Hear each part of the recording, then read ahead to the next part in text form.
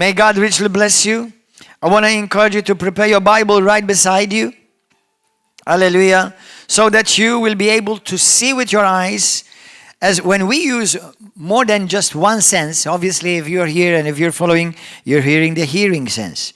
But it's so much better when you also hear and see at the same time.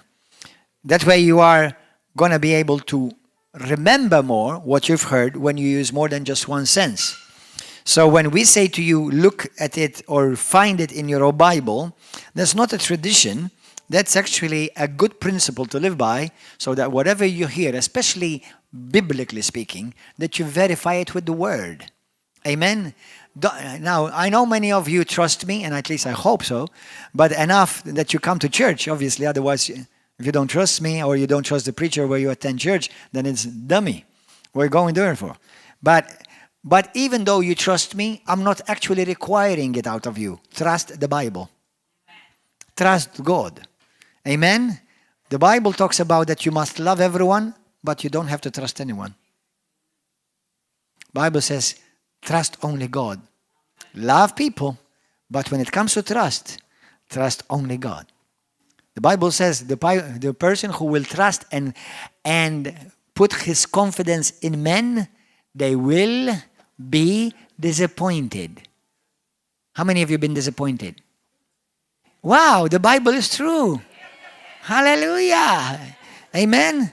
So, while you're thinking about who disappointed you, remember whom you disappointed too. That's why we love people, but we don't put our trust in people. Amen. Amen. So, I'm not offended if you ask questions. Okay, you have every right. But obviously, if you know the Bible says it, then practically you are abusing of your right, because even though you have a right, you still are wrong. Amen? So when it comes to Scripture, we have this wonderful statement: take it, adopt it, and use it. Everybody say with me, if the Bible says it, say it. If the Bible says it, I believe it, that settles it. That's it. As simple as that. And obviously when we say Bible, it has to be in context. Amen? And under new covenant. Amen? Amen. So let's pray. I want to welcome all of you from Uganda, our orphanages that we have in Uganda, our brothers in Kenya and Nigeria, Ghana who follow us, and from Pakistan, India, and our missions in different nations, and our churches and brothers and sisters also in Italy. We welcome you this morning, and let's pray. So let's get ready to receive the Word of God. Say this with me. Say, Heavenly Father, speak to me this morning by your Word. Let your Word sink in my heart, pierce my heart. Let your Word change me, heal me, transform me, bring light in my life where there is darkness. I receive, O God, revelation of the Word of God. And I praise you and I magnify you. I will never be the same again. In Jesus' mighty name, amen. I am talking for this past 2 weeks about the office of the apostle in the apostolic church. Number one, obviously, many people, I found out yesterday and the last week that many people have not had any teaching about this, nothing, all their life. How many of you have heard teaching specifically, apart from those who have been here in this last 2 weeks, before? How many of you have heard about the teaching about an apostle, the office of an apostle, and the apostolic church? Lift up your hand. 1, 2, 2. You know what? Let me make a clause. Number one, this message is for the people of God. It's for the church. When I say church, not buildings, the people of God, Christians. So this message is for people who are hungry for the Word of God. Amen? For people who believe the Bible. People who have made Jesus Christ their Lord and their Savior. Indeed, everybody can watch it and hear it. And ultimately, at the end of this message, you will have to make a decision whether you're going to accept or reject Jesus Christ. But I have found it that in all denominations across the globe, The teaching about the office of the apostle and the apostolic church is almost close to non-existent. Now that is a problem, believe it or not, because the only church that Jesus Christ established is neither no Roman Catholic, it's not Protestant, it's not Lutheran, it's not Methodist, it's not Baptist, it's not Orthodox, it's apostolic. So, in a literal sense, the church at large, across the spectrum of all these different denominations, these are all Christians but different denominations, have been operating handicapped. It's been handicapped. That means it has not been operating in the fullest measure that God has created the church to operate in. Are you understanding? Say, everybody with me, say, Holy Spirit, teach me. So, when we look at churches like Roman Catholic, Protestant, Orthodox, Baptist, Evangelical, even Pentecostals, Charismatics, Lutheran, Methodist, Seventh-day Adventists, Jehovah's Witness, I don't know, with all due respect to them and love, I don't consider you a church. And I don't consider you part of the church. Now, if God wants to consider you, that's up to him, but biblically speaking, I don't consider them Christians. But anyway, that's another subject. Mormons. So the teaching of apostle and the apostolic church, when it should have been one of the very basic fundamental teachings to establish the church on holy and healthy foundation, has been ignored, shunned, buried. So let me help you not be worried about it. Anybody who has truly met Jesus in their life, who've been truly saved, made Jesus Christ their Lord and their Savior, even if they found Jesus in a hut, they will still be saved. Amen? So this is not a question of salvation. This is more of a question about how healthy the church globally is going to operate and how much possible is the church going to fulfill its mandate and its calling upon this earth before Jesus comes. Are you understanding that?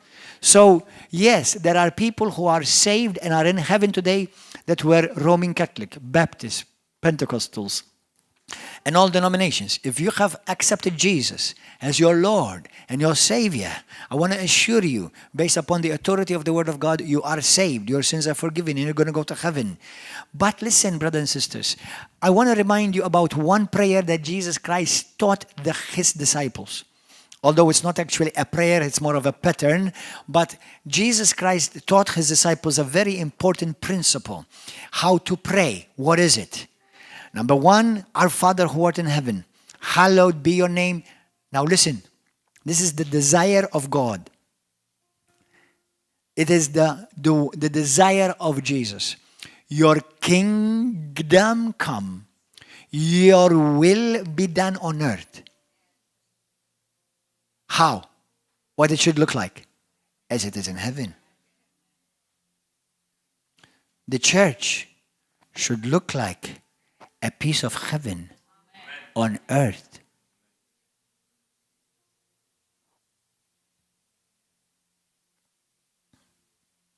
Now, the church at large looks more like a piece of hell on earth.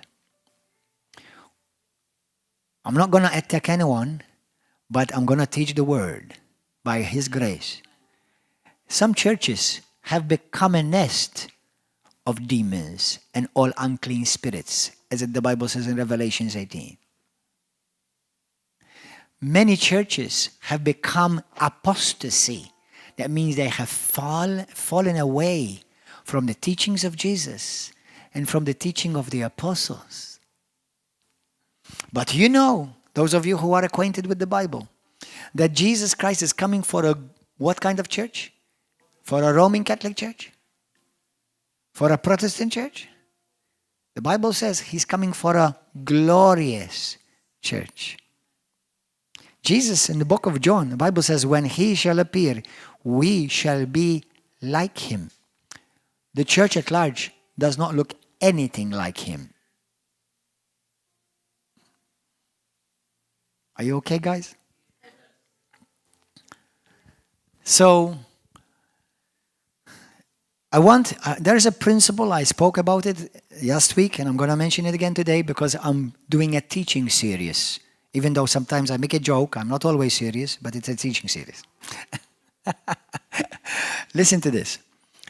In the Western mentality, that means we, Europeans, Americans, Canadians, Australians, okay, Africans, but especially the Western, we think a linear thinking. This is the beginning and this is the end. Meaning the beginning and the end don't meet and they look different. Do you understand that principle? In the Hebrew mindset and in the mindset of God, this is the beginning and this is the end. Did you see that movement? It's a whole circle. So the principle the Bible teaches us, that Jesus teaches us, that as was in the beginning, so it shall be in the end. So if we're going to try to, by God's grace, operate and cooperate with the plan of God, to present Jesus, a glorious church, the one that we have pattern of, where do you find it? Where do you find it? Come on, somebody speak up, please. I'm asking you questions. Where do you find it? In heaven? No. Well, not no, but how are you going to see it from heaven? The church that we're supposed to closely look like, where do you find it? Where? In the Bible, in the book of Acts. Because as it was in the beginning, so it shall be in the end. Now, can we be honest? Catholic, Roman Catholic bishops, Protestants, Orthodox, Evangelicals, in love. Be honest between you and God. When you look at your church, does it look like anything like Acts?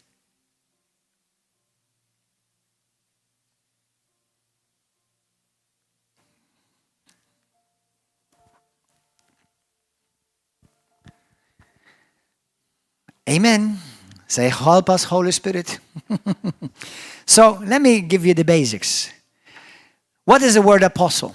And what is the word apostolic? The word apostle comes from two Greek words, apo and stolos, which means a delegate, a messenger, one who has been picked out from among many and sent out. So, picked, chosen, and sent. That is literally what is the word apostle. Okay?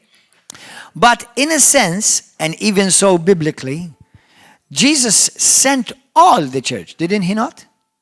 The Bible says in Matthew 28, verse 18, 20, the Bible says, behold, I sent you to preach the gospel, okay, make disciples of all nations, baptizing them in the name of the Father, Son, and Holy Ghost.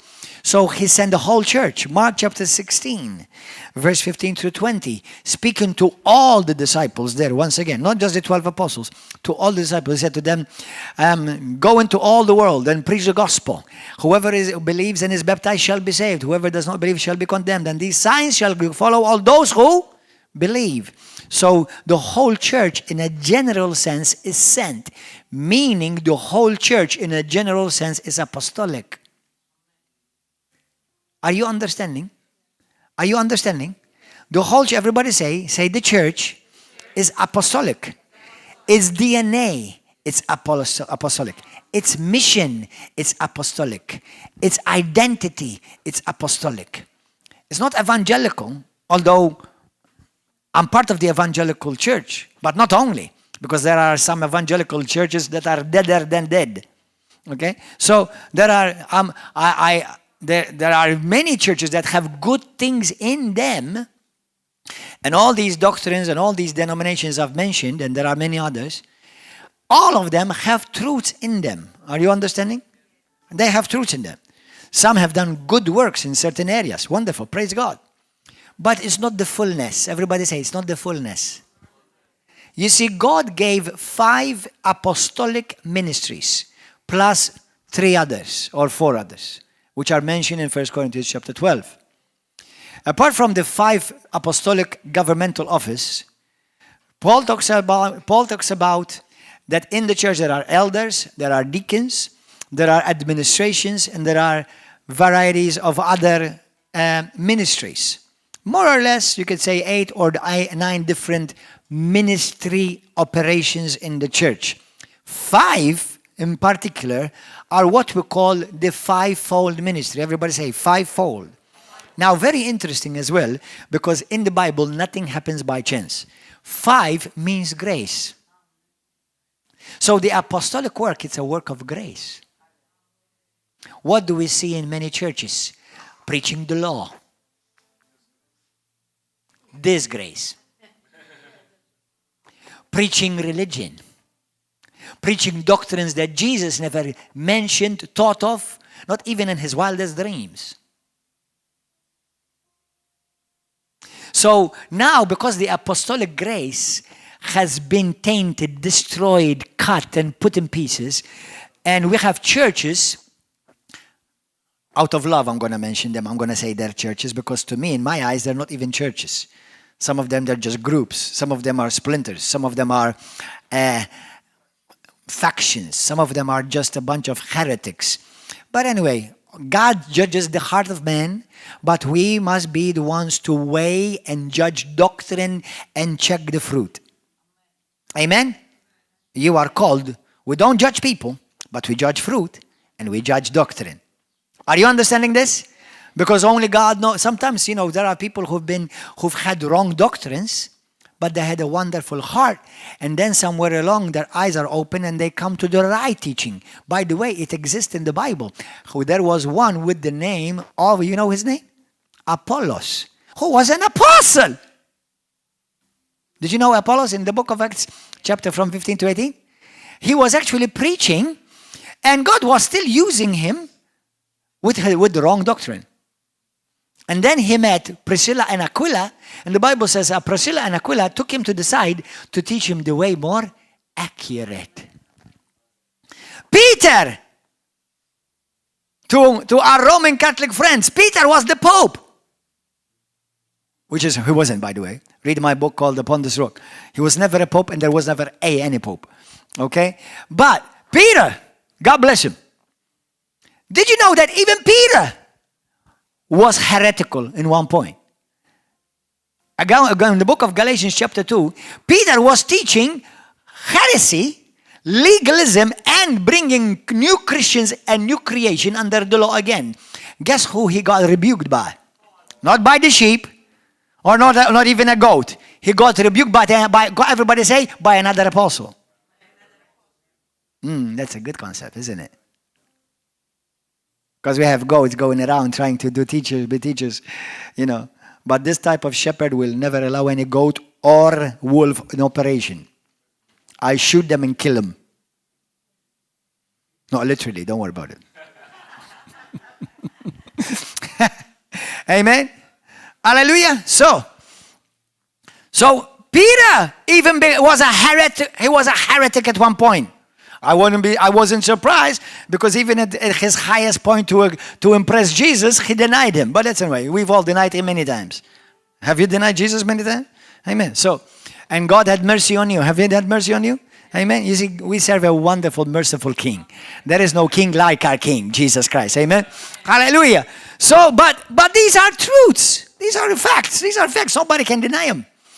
Amen. So you may have a good heart, and I've met Catholics with a very good heart. I've met Baptists with a good heart. I've met Orthodox with wonderful hearts. But then their doctrines are off. Full stop. Their doctrines are off. Now, if they have Jesus and made him the Lord and their Savior, will they be in heaven? Yes or not? Come on, yes or not? Yes. Of course. Thank God. Of course, thank God. Because salvation is only through Christ. That's it. Or knowing Jesus. But in heaven, there's going to be a Bible school. And many of our beloved Roman Catholics And our Protestant, Orthodox, and Baptist, and Evangelicals, they're going to come to my Bible class there. I'm going to be teaching you. I'm going to be teasing you in heaven. I told you so. Now look where you ended up. You ended up in my class. You see what you did? So you still ended up by ministry after all. Hallelujah. But they will be in heaven, okay? Because we are saved by grace through faith alone. Amen? Hallelujah. But we know that Jesus Christ is coming for a glorious church. Amen? And it's going to have to be an apostolic type, because there is no other type in the mind of God. Do you understand? Amen? Say thank you, Jesus. So, go to the book of Ephesians, chapter 4. Are you enjoying this? Yes. Amen. Thank God. This is pray for me, and I'm not joking about this. Please pray for me, because I'm actually writing a book on this. Brothers and sisters, I have traveled so many places, and I've spoken with so many pastors and leaders that they love God, and God bless them, and I love them, and Jesus loves them, and they love me. Some of them, they don't like me very much, but it's okay. That's a problem. I like me. Amen? So, hallelujah. But, and they know nothing about this. You have no idea, river of love, how blessed you are.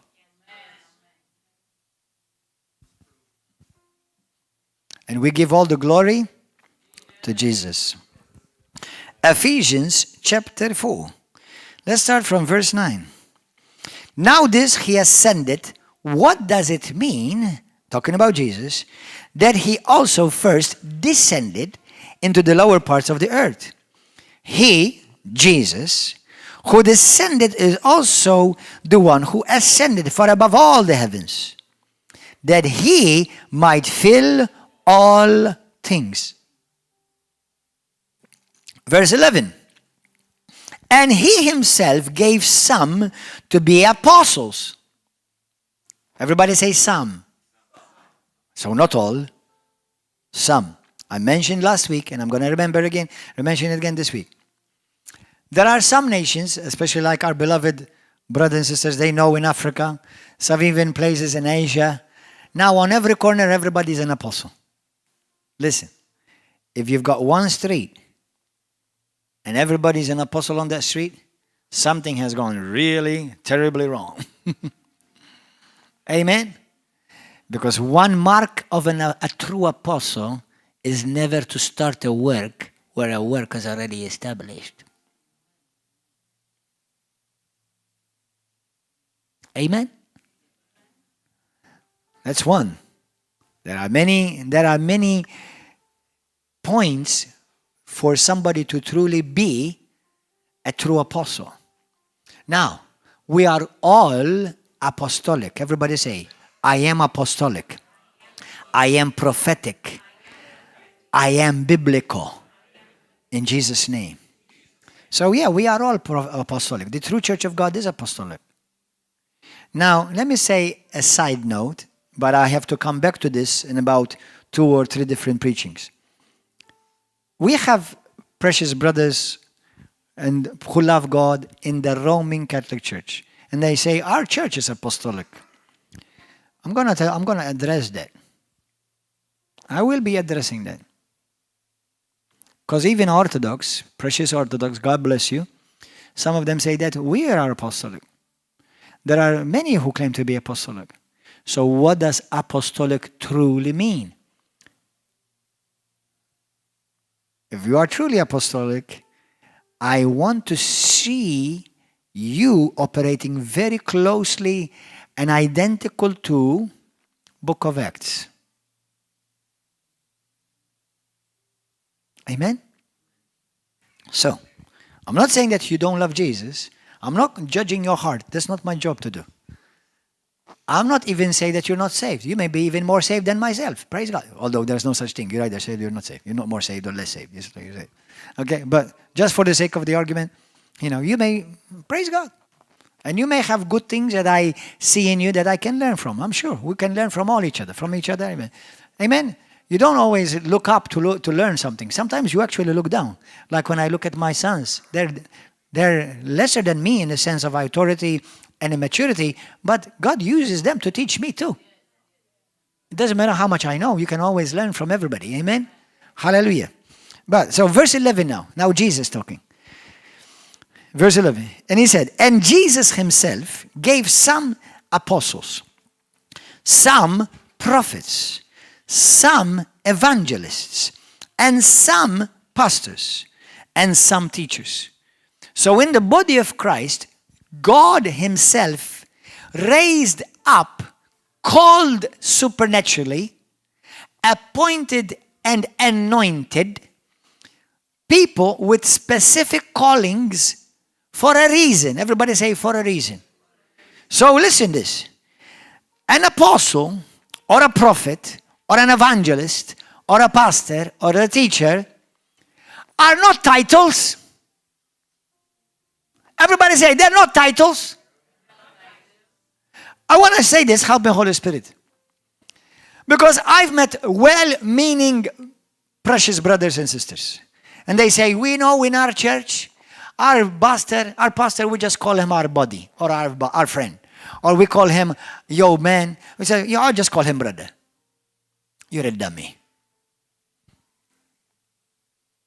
If he's a genuine pastor, you should call him a pastor. Not my body. What do you want to receive? My body or the grace of a pastor? The body has nothing to give you. But the grace in a pastor's gift can give you much.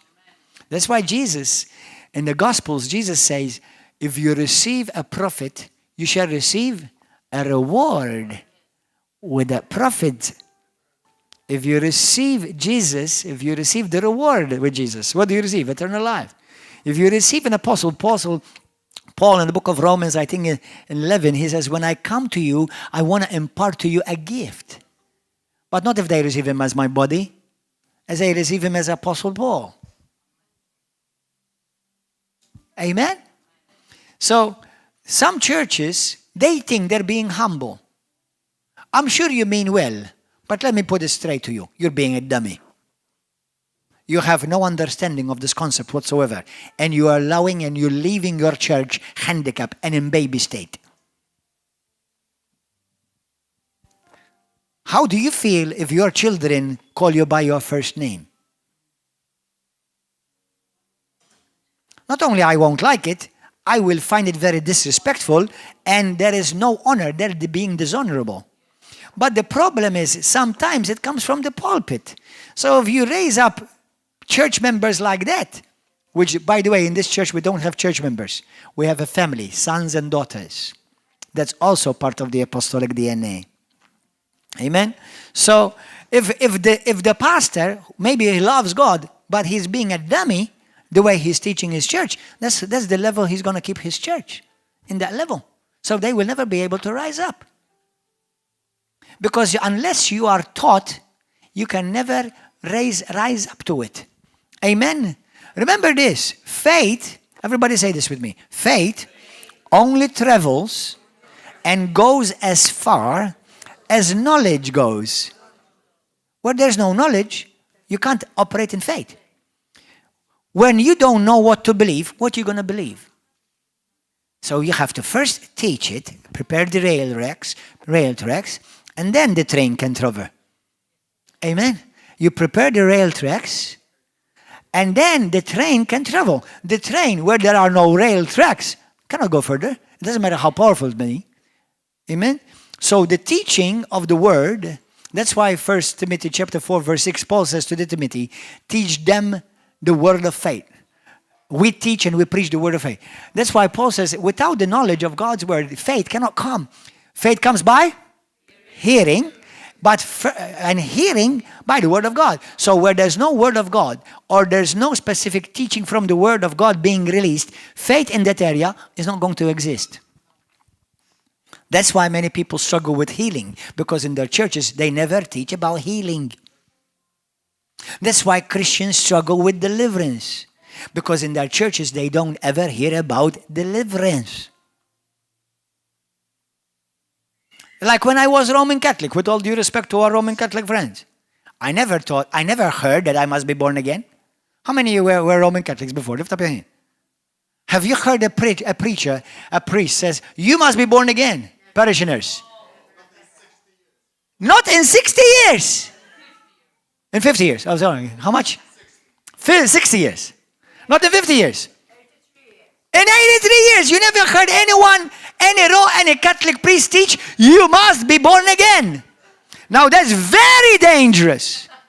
Do you know how dangerous that is? That means you have a whole church denomination and movement on the very risk of going to hell because they've never been born again.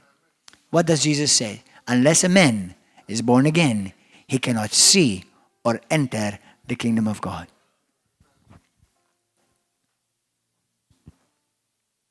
How many of you love the truth? Lift up your hand. Do you love the truth? Do you love the truth, my brother? Mary, do you love the truth? Do you know who deserves the truth? Guess who deserves the truth? Only people who hate lies. If you don't hate lies, you will not be worthy of truth. Amen? Hallelujah. Everybody say thank you, Jesus. So, the office of an apostle, or these offices, are not titles. They are supernatural grace. It's an anointing. It's a supernatural office given by God. Let everybody say, given by God, recognized by men. I cannot anoint you apostle. I cannot anoint you prophet. If the gift of God is in you, and you are operating it and there's the fruit, then we can recognize you and call you by what fruit you produce. Amen? I know some people have argued. They said, Pastor, but there are so many false apostles. There are so many false prophets. How many of you have heard of false prophets? How many of you have heard of false apostles? Now, how many of you have heard of genuine apostles? Genuine prophets. This, as I said it last week, you see, it's very interesting that many people know more about who are the prophets that are false and who are the apostles who are false, but they don't know who are the genuine. Let me tell you this. Let me shock you. Okay, is your seatbelt tied? Revelation chapter 2, verse 1 to 2. Jesus says there are false apostles. First, 2 Corinthians chapter 11, verse 13. Jesus says by the Holy Spirit that there are false apostles who transform themselves into servants of the enemy. So false apostles. There are false prophets. Jesus warned about false prophets. So Matthew chapter 7 verse 15 and chapter 24 verse 11. Jesus warns about false prophets. 1 John chapter 2 and John chapter 4 verse 1. Be careful of false prophets. Now let me take a pause here. There are certain ministries on YouTube, and I'm going to give you a word of caution so that you will not be judged alongside with them. Listen carefully. You see, God loves all his children. That's the truth. Now, not everyone is his children. The children are those who are born again.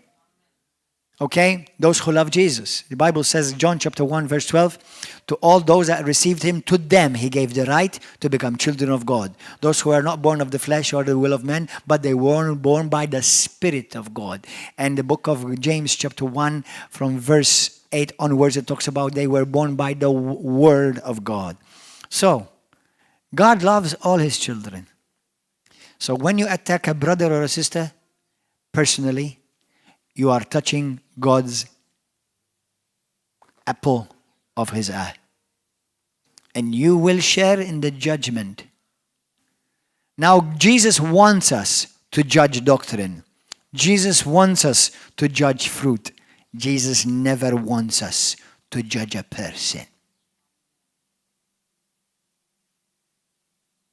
So when we speak, we teach, we warn, but then If you continue want to mess up, continue to mess up.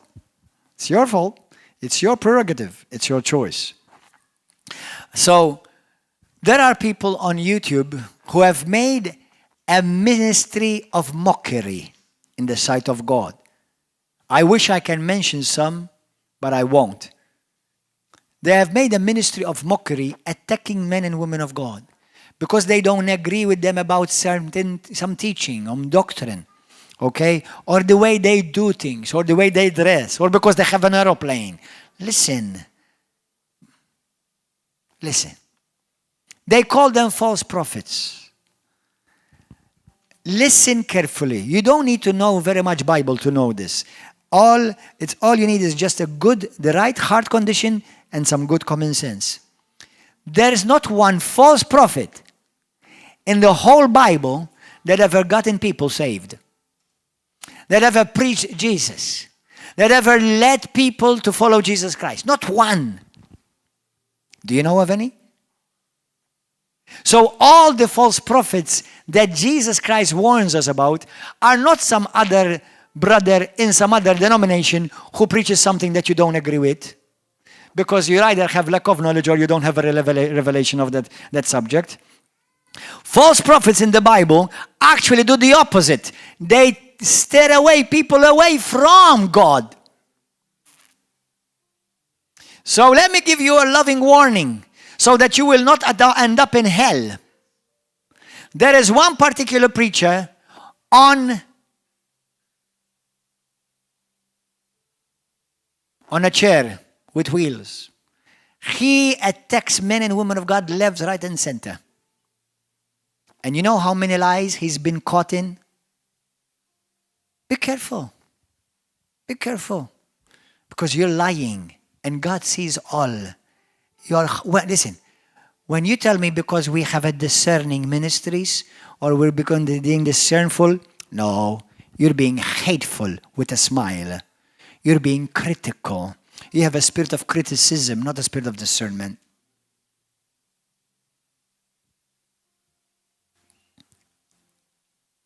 And as the Apostolic Church continues to arise and be restored in Jesus' name, you better repent. Amen? Listen, if my two sons, if they mess up, because they're not your children, you may find it very easy to judge them. But they're my children. I still want to hold on for them to be restored. The Holy Spirit is speaking for those who have at least one ear to listen. Amen? Hallelujah.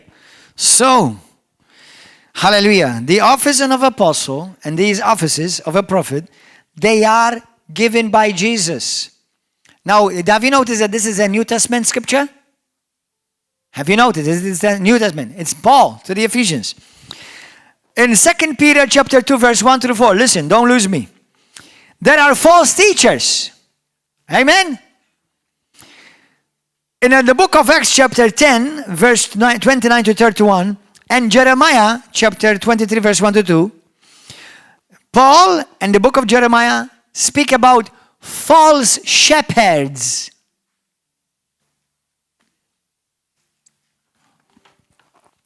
In the book of Jeremiah chapter 5 verse 31, the Bible speaks about false priests. Now, for those of you who know the Bible and love truth at any cost, you know in the new covenant there is no office of a priest. There are only these 5 offices plus the elder, the deacon, the administration, and ministry of helps. There are no office of a Catholic priest or a Protestant priest. Amen? Amen? But according to 1 Peter chapter 2 verse 9, Revelation chapter 1 verse 6, and Revelation chapter 5 verse 10, the Bible says we are all called a priesthood and kings. Now, Brother Jerry, did you know that you are King Jerry? You are King Jerry.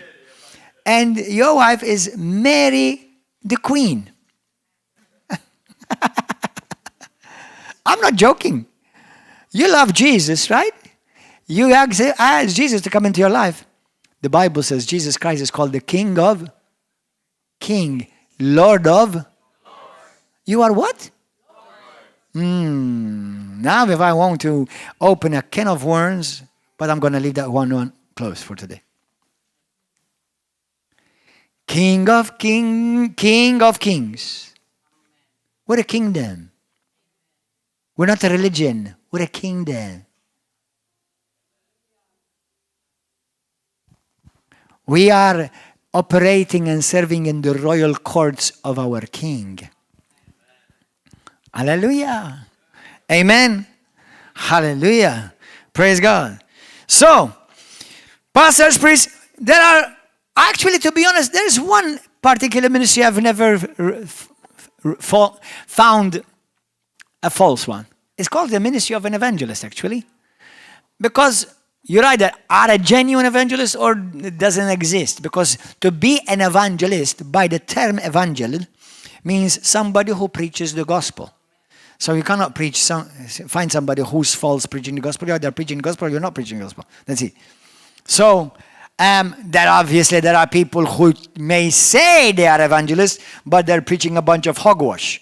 Okay, join our religion, join our church, or, take this stuff and, you'll be saying, no. Now listen to this. All of you who are so eager about pointing out to the body of Christ who are the false prophets and the false apostles. Do you know the Bible talks about false Christians? Listen, you may be sitting right now beside somebody who's a false Christian. Or the one beside you may be sitting beside a false Christian.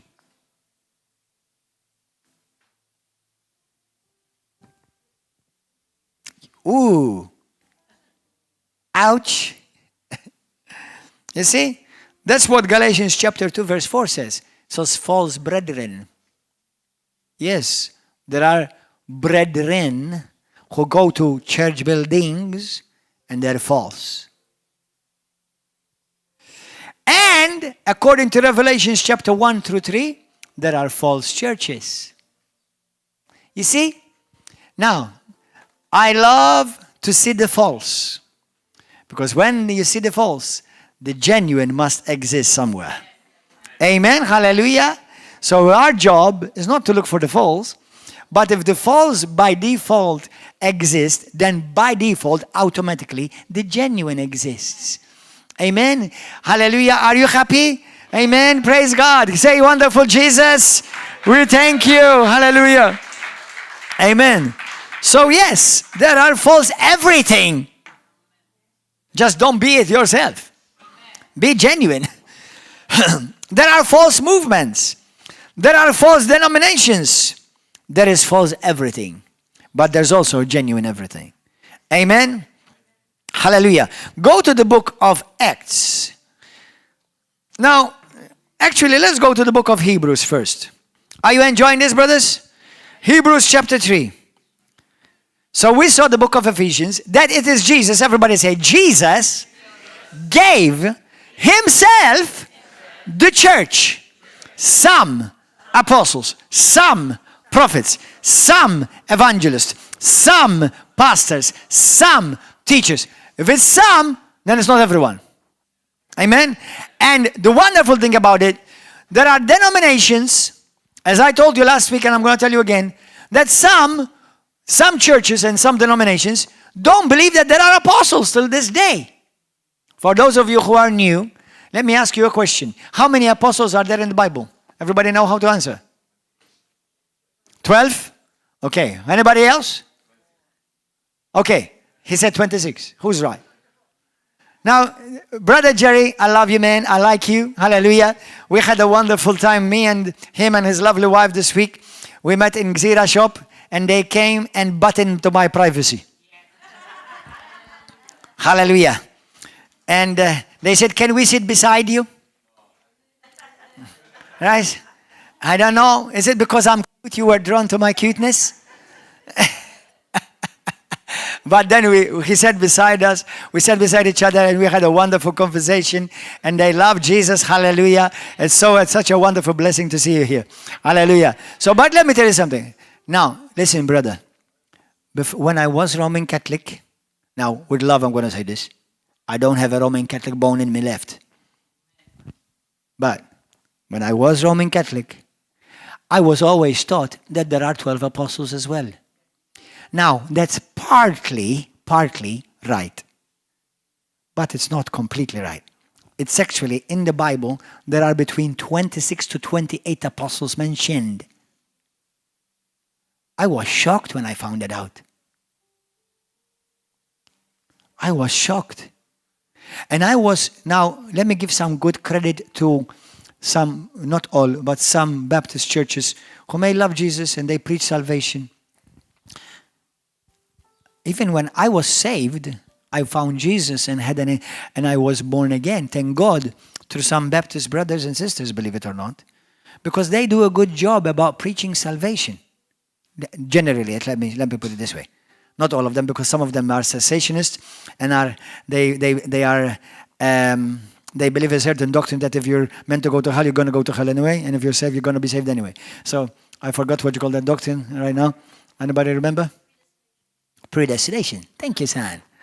Amen. They said, if God chose that you're going to go to hell, you can do nothing, you're going to go to hell anyway. So anyway, that's why you see these type of groups that never evangelize, hardly ever evangelize. But anyway, so that's right. So if you believe in predestination, you are believing doctrines of demons. Anyway, so yes, there is a predestination. That means God has made Christ. When I say made, not he's eternal, okay? Don't get into words. But Jesus is the Christ. And the Bible says, in Christ, God made a preparation, prepared everything for you. Blessings, healings, deliverances, hallelujah, good things, love, joy. He prepared everything from ahead of time. Now, who enters into Christ enters what has been prepared for them. That becomes predestination. Not like I choose you and I don't choose you. I choose you, I don't choose you. That's hogwash. It's demonic. That's why your churches are dead. And I say that again. Your churches, not Jesus' church. Are you understanding anything, brothers and sisters? Hallelujah. So, hallelujah. So go to the book of Hebrews chapter 3. Say, Holy Spirit, teach me. Hallelujah. Hebrews chapter 3. It says, verse 1, therefore, holy brethren, partakers of the heavenly calling, consider the apostle and the high priest of our confession, Jesus Christ. So Jesus is the great apostle. Amen? Why? John chapter 20, verse 20-21. Jesus says, as the Father has sent me, I also send you. Jesus Christ was sent, right? For God so loved the world that he sent. He gave his son. So Jesus says he's the great apostle. There is no one that can fill or replace his office. No one like him. So he is the great apostle. The one on top of the apostolic church. Amen? Number 2. Mark chapter 3. Mark 3 from verse 13 through 19. Matthew 10 chapter 10 verse 1 through 4. And Revelations chapter 3 verse 12. There are 12. These are the ones, Jerry. Hallelujah.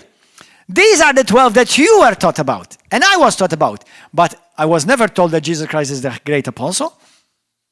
As well as all the other titles. Because Jesus Christ occupies the first place in everything, the Bible says. Amen. Hallelujah. So these are now the 12 apostles that most Christians, even the people in the world who are not even Christians, they know about. They are called the 12 apostles of the Lamb. And they will never be 13. So I will never be the 13th one. You'll never be the 14th one. There's all going to be 12. They're called the 12 apostles of the Lamb. They are the ones that were handpicked specifically by Jesus Christ while he was on this earth, walking in the streets of Jerusalem and Judea in the body. Amen? Hallelujah. Thank you, Jesus. So, Hebrews chapter 1, we've got Hebrews 3:1, we've got the great apostle, and we have all the rest are the 12 apostles. These are called the foundational apostles because they are the foundations. They are the ones that created and build the foundations of the church. Everybody said, the foundations of the church are built by the 12 apostles. Now there are so did you know that the 12 and Jesus make 13? Okay. But let's leave Jesus out because he's a complete category on his own. We've got the third type of apostles. Okay? We've got Paul.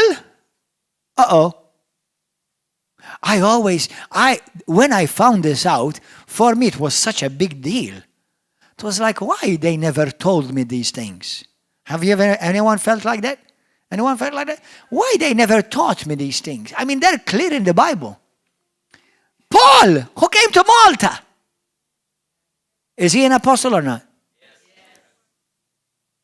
Yes. I thought there were 12 only. We have a problem. Houston, we have a problem. Do you understand? So Paul is the 13th now. What about Acts chapter 1? Acts chapter 1, from verse 23 to 26, we have another guy, and he comes to our church. His name is Matthias. Who is this Matthias? Matthias is the one who replaced Judas. 14. Okay, he replaced Judas, so he's still part of the 12, but he's another apostle. Judas. So Judas was replaced by Matthias. What about, go to the book of Galatians, chapter 1. We've got another guy. He was half-brother of Jesus. Did you know that Jesus Christ had brothers? Jerry, did you know that Jesus had brothers? And sisters too. Yeah. You see the thing, my beloved friend, dear brothers and sisters, read your Bible. Seriously, read your Bible. Don't say, well, I'm busy or it's too late. No, it's never too late. You see, how many of you follow Jesus? So why does it matter whether Jesus Christ had brothers or not to you? After all, you're still going to follow Jesus, right?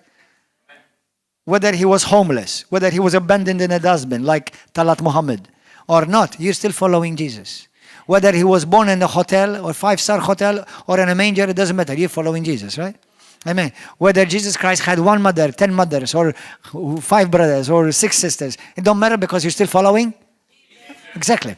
But Bible truth is that Jesus had brothers. Now, but who was Jesus' father? Heavenly Father. Who was the father of his brothers? Joseph. So they only shared 1 mother, but they had all different fathers. Amen? So, Jesus was the Son of God. He was not the son of Joseph. He was the Son of God. God the Father was the Son. But the Bible says very clearly, Mark chapter 6, from verse 1 through 6. Matthew 13, verse 55 through 58. Okay? We have several other passages like John chapter 7, from verse 1 through 10. Very clearly, the Bible talks about siblings, cousins, and brothers. John the Baptist was his cousin. These were his half-brothers. Okay? So, actually, even the apostles say this themselves. This is not Gordon saying it. It's Paul the Apostle saying this. Go to Galatians chapter 1. Amen? Hallelujah. Galatians chapter 1. Are you enjoying this?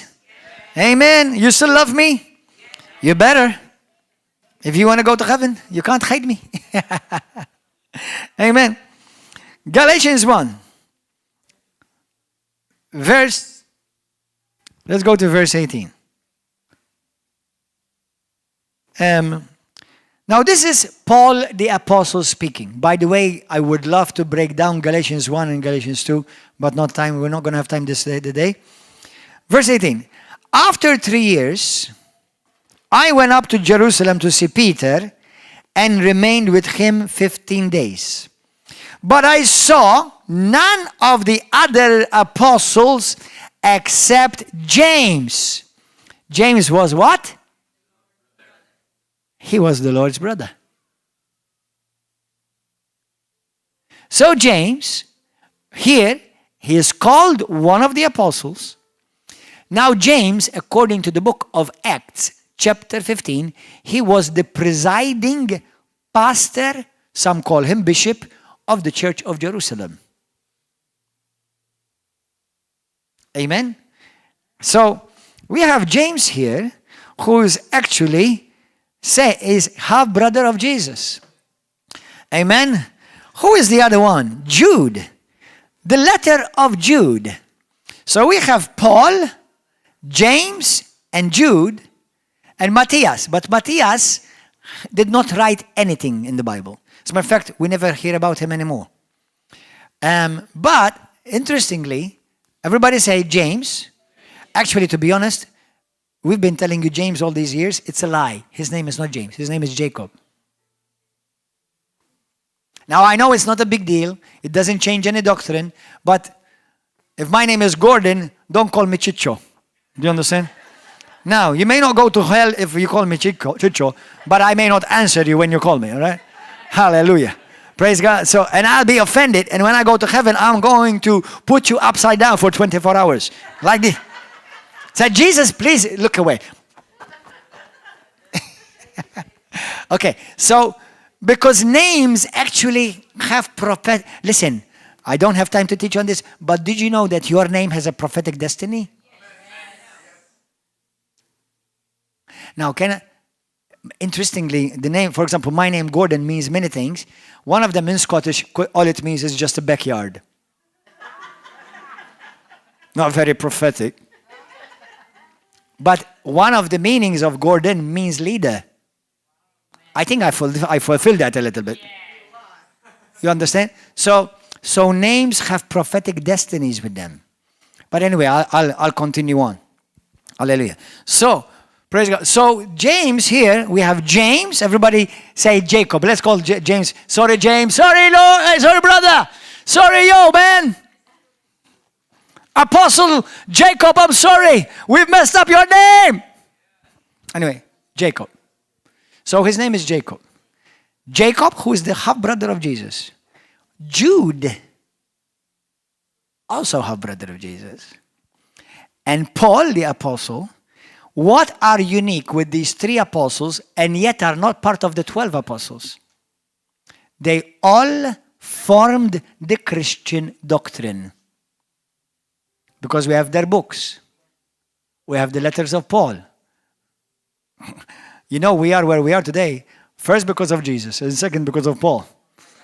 Amen? So we follow the teachings of Paul. Jude, a powerful letter. One letter he wrote. It will shake every bone in your body. And Jacob, very beautiful letter. Very meaty. Go and read it. The book of James, unfortunately, most of your Bible's going to find it. But anyway, Jacob, it's no big deal. I'm sure he's not offended. He's learned how to forgive, I'm sure. Hallelujah. So these three are apostles. They're not part of the 12.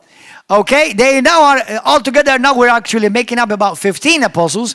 But these three are part as well of the transitional apostles and the beginning of the church that established the foundations of the church. Amen? So we all accept this, right? This is Bible. Amen? It's not that difficult to understand, I think. But I needed to bring this teaching so that we continue to build. Amen? Amen. So, point 4. The other sets of apostles, practically there are 4 types. Jesus, 12, transitional apostles, and the other apostles. We may call them, some people call them modern apostles, although they're not modern. Some they call them continuing apostles, because Jesus Christ is the same yesterday, today, and forever, and he did not stop sending pastors, he did not stop sending evangelists, he did not stop sending teachers, he did not stop sending prophets, he did not stop sending apostles. Amen? Hallelujah. Hallelujah. And these other apostles, Look, I'm going to mention their names only because of time. Listen to this. Apollo, in the book of Acts, chapter 15 through 18, he's an apostle. And 1 Corinthians chapter 4, verse 6 through 13, he is mentioned as an apostle. Epaphroditus, please don't call your baby like that. I may mess up all his name up by the time I'm presenting him to Jesus for you. And, okay. Epaphroditus. Philippians chapter 2 verse 25. Paul the apostle says he is an apostle to the churches. James or Jacob, the one we just read about. Barnabas. Acts chapter 14 verse 1, we're going to see it. And 1 Corinthians chapter 9 verse 5 through 6. Romans chapter 16, you have another apostle. His name is Andronicus. Andronicus. That's not bad actually. I like that. Andronicus. Another apostle, a woman apostle. Junia. Romans chapter 16 verse 7. Andronicus and Junia were relatives of Paul the apostle. They were relatives of Paul the apostle. And listen, both of them were apostles together. Titus, 2 Corinthians 8:23. He is called a messenger and apostle to the churches. Then, in the book of Titus, and also 2 Corinthians 8:18 and 23, there are two other apostles mentioned without a name. Timothy, 1 Thessalonians chapter 1 verse 1 and chapter 2 verse 6. Timothy is called an apostle, Timothy. And Silas, 1 Thessalonians chapter 1 verse 1 and chapter 2 verse 6. Titus and Timothy traveled with Paul and were sent as apostles to the churches. Brothers and sisters, altogether we have about 26 or 28 apostles in the New Testament. Now let me tell you something. Do you think there are still apostles till this day? Yes or no? Brothers, if the church is going to grow, if the church is going to take her place as Jesus designed her to become that glorious supernatural church, these things must be well established in the body of Christ. Listen, don't be afraid because somebody abuses something. That's going to happen no matter where you go, in everything. Right? In everything. Because everybody calls an apostle. Listen. Unfortunately, in some nations, it's true. This word apostle have been abused and misused like some other churches or some other movement. Like everyone is a prophet. Can I give you my business card? I'm Prophet Joe. And guys, let your gift make room for you. May you be discernful and don't be afraid. If somebody is a genuine pastor, call him pastor. Amen. And there are, for example, churches in America, they're called the brethren churches or the congregation churches. They recognize none of these, many of them. Everybody is called a brother. Now, it's true, we are brothers. Do you know that I'm brothers with my sons? No, actually, we are brothers in the Lord. But if they call me brother, it's going to be judgment day for them. Amen?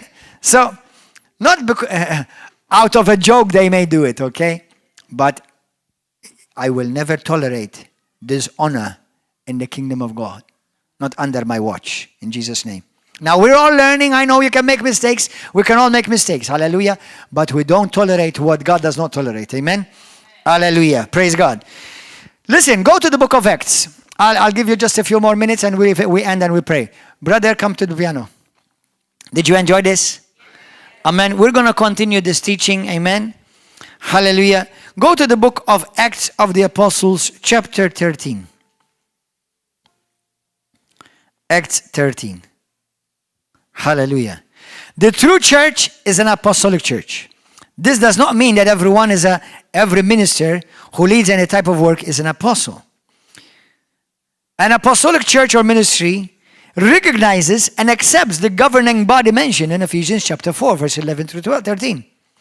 According to Acts 13, verse 1, I want you to notice carefully. Watch carefully. Acts 13:1. Now in the church that was in Antioch, everybody say Antioch. This was a big church. It was many disciples were there, many converts. Among them were some, look at this, and there were certain prophets and teachers. Now listen to this. Acts chapter 13, we are now talking not just a few hours after Pentecost, not even a few days, but a few years now. Where you can say approximately, but we're somewhere between 6 years, 10 years of now already church established. So anybody who comes up with a dumb excuse, say, well, they were only in the churches as it began. This is 10 years later, approximately. Okay? So Acts chapter 13, we see that in the church in Antioch, there were prophets and teachers, as well as apostles. Now listen to this. Barnabas, Simeon, also who was called Niger, Lucius of Cyrene, Manaen, who had been brought up with Herod the Tetrarch, and Saul. As they ministered to the Lord and fasted, the Holy Spirit said, now separate to me. Listen to this. Now separate to me. Who was speaking? Who was speaking? The Holy Spirit was speaking. Separate to me. So, apostle. Picked, separated, and sent. To me, Barnabas and Saul. So Barnabas was now apostle. Now Saul was an apostle, or was going to enter the apostolic ministry. More accurately, they were not apostles yet here. What were they here? Here, what were they? You can say brethren, but specifically, they were teachers and prophets. Now, something unique about the apostolic ministry and the office of the apostle. Number one, if you are truly called to stand in any of these offices, you are going to be called by God, but it doesn't mean the next day or the next year you're going to be called by that. Because you have to grow and mature. The first thing that you have to be is a son of the Most High God in the house of the Father. Do you understand? If you're a cruise-o-matic, you go from one church to the other. Let's grow. Let's mature. Amen? So, if you have to grow as a child and as a daughter and a son in the Father's house. God the Father's house and your spiritual father. There are many on pulpits. They operate as orphans and they produce orphans. Now that will be part of this teaching too. Because a true apostle will always be a father. Because if you notice and you read carefully your Bible, Paul deals with Timothy, with Onesiphorus, with Titus, and with all the people that worked with him as sons. Not as the member. Amen? Hallelujah. Praise God. So these were sons. These were first. So Barnabas and Simeon were, so Barnabas and Saul, they were also called prophets and teachers. Listen, the apostolic ministry, everybody look at this. Look at my hand. Nah, I'm just look at my hand. Thank God I have 5 fingers. Now listen to this. I have clean hands, spiritually and physically. Listen to this. The apostles, you've got the apostle, you've got the prophet, you've got the evangelist, you've got the pastor, and you've got the teacher. Listen to this. If you notice, the apostle touches all of them. So anyone who's truly an apostle, because he's a foundational ministry, normally he's all of them, or he operates in all of them. Now now everybody say like this, I said last week, every apostle is different. You have apostles who are more pastoral. You have apostles who are more mission-minded. You have apostles more prophetic. You have apostles who are more, they have a greater teaching ability. So every apostle is different. If you grab the 12 apostles, if you grab those 3 other apostles, and all the other apostles we see, they're all different. But an apostle is a governmental gift. I have so much to tell you about this. It's exciting. This teaching is awesome. I love it. I love it. It's blessing me. Now listen to this. Acts chapter 10, Acts 11, verse 27, Acts 11:27, it says, in these days, prophets came from Jerusalem to Antioch.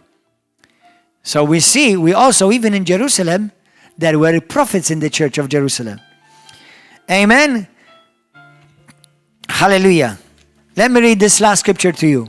1 Corinthians 12. So we see that an apostle, the apostles, many people don't realize, and I didn't used to realize until I was reading the Bible and studying, and I heard and I was taught. But listen, anyone who's a true minister of the gospel, number one, you are a son. To me, you're a son, you're a daughter in this pulpit, in this ministry, in this altar. You're a daughter to me and you're a son to me. Now, it's important that you see that, otherwise you're going to remain an orphan in the body of Christ. So, number two, you must grow in the house. Just like my children grow in my house. I monitor them, I see them. But they go to school. They have other things that they may do, but they must grow in the house. And it's important. Number three, the time will come after they've had a long time of preparation that they may be sent to start their own family. God always wanted a family. All this wonderful mystery of the church is a family. Amen. So anyone who's going to be sent, ordained, and set apart has to be a son serving in the house. And then you start being set apart, as 1 Timothy chapter 3 talks about. First, monitor those who have been faithful, who have been watched. Monitor those so that they one day will be set apart as deacons, as elders, as teachers, as pastors. Do you understand? But Paul first was a deacon. Did you know that Paul was a deacon first? If you read the book of Acts chapter 6, there were deacons that were set apart. Amen? So you grow as a deacon, and then from deacon to elder and onwards, if there is a specific governmental calling over your life and their fruit has to be with it, then you may be set apart with that. Amen? Hallelujah. I'm going to finish with this. 1 Corinthians 12. Did you enjoy this, brothers and sisters? Yeah, listen, I'm just believing God for the grace to be able to teach this. Amen? To equip the body. I don't think I'm believing I'm only equipping you, but I'm equipping all the church of Malta. Because Malta belongs to Jesus. Amen? Hallelujah. Listen to this. 1 Corinthians 12:27. Now you are all the body of Christ. Every one of you is the body of Christ. And every one of you member individually. And God has appointed these in the church. Everybody say God. Appointed. Not men. Listen, there are pastors, bless their hearts, that are self-appointed. Leaders, evangelists, apostles, prophets, that are self-appointed. If you're going to be truly apostolic, everybody listen, all the apostles of the New Testament, which are the only apostles that we have examples of, they were all first sons who grew and then they were sent. Even Paul the apostle. I used to have the impression that Paul had a vision, fell off his horse, imaginary horse, because there's no horse, but we always think that he fell off a horse. Have you ever noticed there is no horse? Uh-oh, some of you are shocked. Another revelation. Hallelujah. So there was no horse. He just was walking and light shone from heaven. Praise God. And Jesus spoke with him. But even after Jesus spoke with him, appeared with him and taught him personally, the Bible says he went to Jerusalem. And he was in that church. He then was in the church of Antioch. And he served as a deacon. He served as a son. And after approximately, some people think maybe they did different. How many? But we know for sure that he served in the church for many years. And after about approximately 14 years later, in Acts chapter 13, he was sent. Now listen, a true apostle always is sent, never who just went.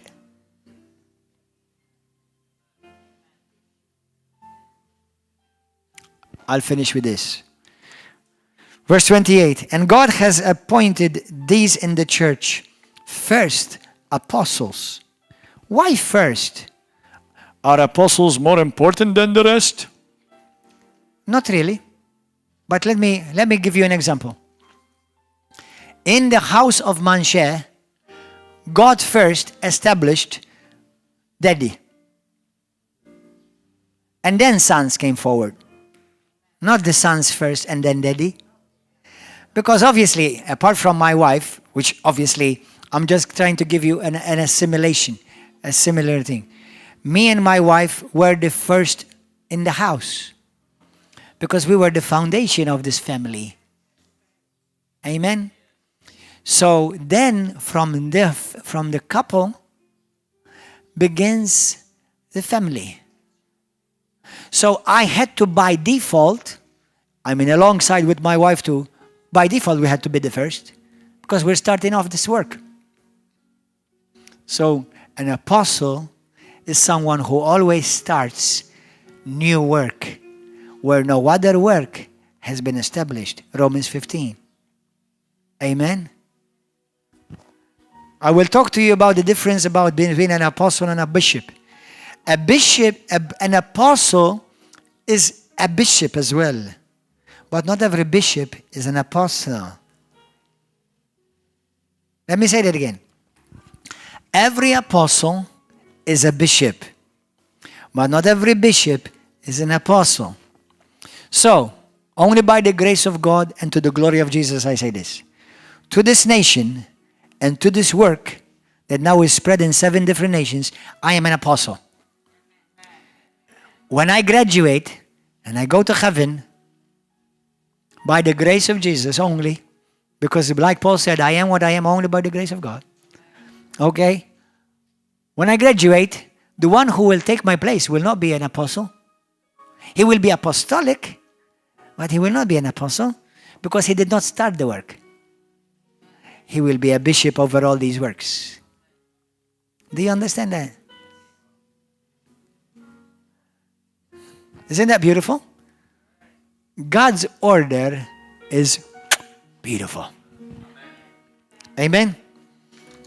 So that's a very unique trait of a true apostle. He starts new works. He starts new ministries.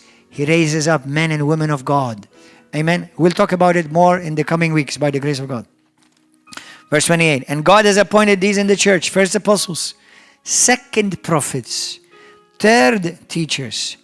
And after that, miracles. Then gifts of healings, helps, administrations. Looks at the different ones. Varieties of tongues. Are all apostles? No. Are all prophets? No. But unfortunately, to some denominations, none are apostles and none are prophets. Are all teachers? No. Are all workers of miracles? No. Let's pray. Did you enjoy that? Pastor, how does this apply all to me? You're part of that church of Christ that God is raising in this nation. He's raising in the world. An apostolic, glorious, powerful church. Because only that type of church can squash the works of darkness. Amen? Hallelujah. Let's pray. Let's bow our heads. Say, Heavenly Father, thank you for your word. Thank you for your grace upon my life. Give me a heart after you, Lord. Teach me. Equip me. Abba, Father, thank you for your Son, Jesus. The great high priest and apostle of my confession. Jesus, you are the Son of God. You are my Lord and my Savior. My Lord and my God, help me to plug in to this work that you are raising up in this nation in the right manner, in an honorable manner. I want to fulfill what you have called me to accomplish in this life. I want to come into my divine destiny. Fulfill what you've called me to do, Father, by your grace. Forgive me, Lord, for I have sinned against you. I humble myself under your mighty hand. And Lord, I thank you that I am a child of God, and that by your grace you have called me to this wonderful work of grace and apostolic grace. And Lord, use me. And I thank you, Holy Spirit. You are my teacher. You are my revealer. Have your way in me today. In Jesus' mighty name. I am what God says I am. I am a child of the Most High God. I am blessed. I'm not cursed. I am healed, not sick. I'm the head and not the tail. I'm going over. I'm not going under. I'm a child of the Most High God, washed by the blood of Jesus, sealed by the Holy Spirit of promise. I belong to you, Master. Use me for your glory from now on. In Jesus' glorious and mighty name. Amen and amen, amen. Give a wonderful praise offering to Jesus. Hallelujah. Hallelujah. Let's all stand. Let's all stand. You know, brothers and sisters, those of you here present and those of you on Facebook and YouTube, as you are ministering, as you are hearing this testimony, as you're hearing this word, you know, before I let you go, let me share a testimony with you. A few days ago, I watched a testimony of an ex-warlock. I forgot his name. I keep forgetting his name. I think his name today is Apostle James, I think, if I'm not mistaken. What's his name? Apostle James. This guy used to be a warlock. Actually, he was the most powerful witch and warlock in Africa. His mother could not have children. She made a blood covenant with a very powerful witch in Uganda to have a child. In the meantime, the grace of God intervened. She bore a baby. She bore a baby boy. And at the day he was born, this baby was married to a witch of 60 years age. Baby being born to a witch of 60 years. He used to see all kinds of demonic stuff. Demons, snakes, curses, voodoo, everything. He was very feared. This man was very feared in Africa. Now, let me help you wake up a bit, Malta and Gozo. This guy even lived in Malta in a cave training politicians.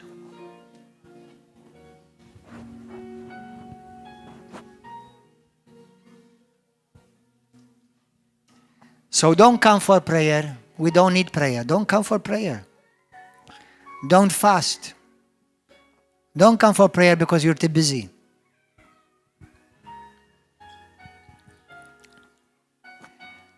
One day, they went to a city. I'm not sure if it was Nigeria or Uganda, I forgot. And they said that the power of God that was upon a particular ministry, they could not approach this man or his ministry from 70 miles away. This witch, this warlock, he said this man had an apostolic grace and mantle over his life that influenced the whole nation. 70 miles, man. I mean, I would be so happy to hear, even if it was 70 centimeters. Hallelujah. Now, I'm not trying to be falsely humble because I do believe it's the same for me in Jesus' name and for you all. Amen. But it's okay. Don't clap yet. Don't clap yet. But we must take this seriously. This man ultimately becomes a Christian. He converts. He was feared from all people in authority because he could kill you like this. But he met a Christian who was part of a mighty move of God, like river of love. And he could not understand that how with all his power, he could not touch her, but this particular woman had so much power over him. He converted. He was set free. Today he's got a mighty ministry all over Africa, all over the world. And this is what he says. Now listen to those of you, at least if you have at least 1 ear. He says, today it is dangerous to live and to be part of a ministry where there is no apostolic covering.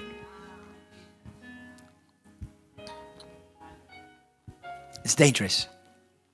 He said to the people on YouTube, he said, be part of an apostolic movement where there's a genuine ministry of apostle and apostolic work. Now, I'll put the link of his testimony under this video so you go and verify it yourself. You don't think I'm making this up. Now, I've always believed this anyway, but when you hear an ex-witch saying that, you say, thank you, Lord. You have kept me safe. You have kept me on the right track by his grace. Amen. Give a wonderful hand of praise. Hallelujah. Glory. Thank you, Jesus. You YouTube, Facebook, brothers and sisters, television, God bless you. We see you here tonight at 6 o'clock. We have night of worship, night of praise. Hallelujah. Come and join us. Bring somebody with you tonight at 6 o'clock here.